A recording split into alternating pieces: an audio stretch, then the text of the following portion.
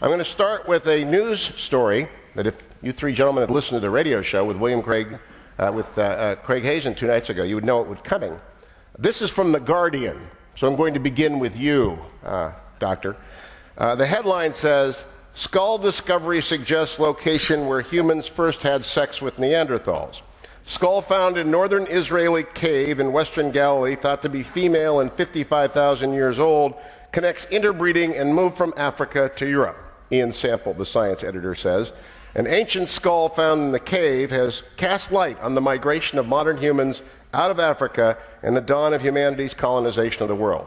Now, I am proving, of course, Biola is not afraid of The Guardian or of science or of discovery, but I am curious, Dr. Lennox, what is your reaction to not only the discovery, but the way it is presented and what it says to your worldview? Well, that's the first I've heard of it.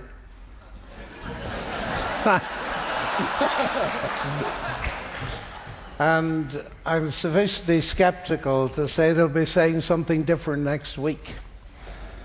The whole question of the antiquity of human beings and the nature of human beings is a question that, from my mind, raises an in-principle issue that needs to be settled first.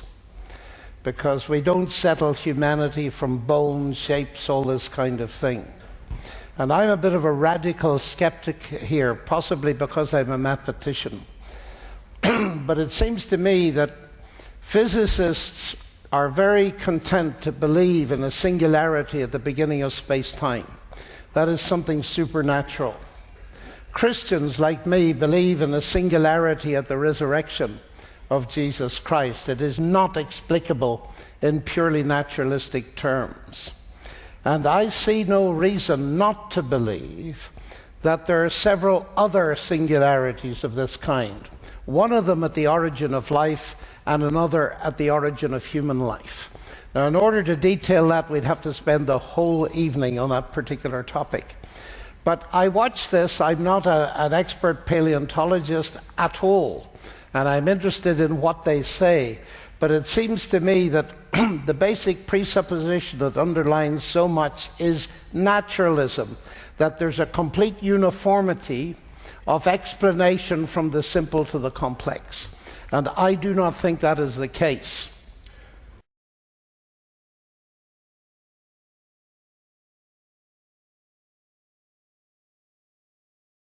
William Lane Craig, your reaction to the story, the discovery, and the worldview entailed in it. I'm not an anthropologist or biologist. Let me address it as a theologian. I don't have any difficulty in thinking that human beings interbred with Neanderthals. Why not? As long as they were biologically able to do so. I remember talking to a Christian geneticist some time ago who said to me, "You carry Neanderthal DNA in your own body." So what's the problem theologically with saying that this may have happened?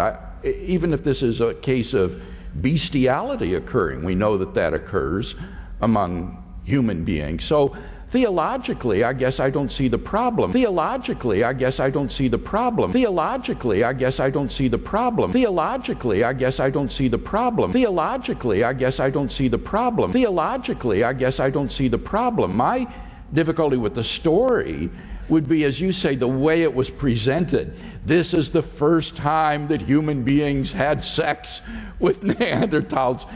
It sounds like a soap opera. Obviously, they're going here for the headline value, the sensationalism of it, and so forth. And it seems to me that that's typical of the way the press handles science.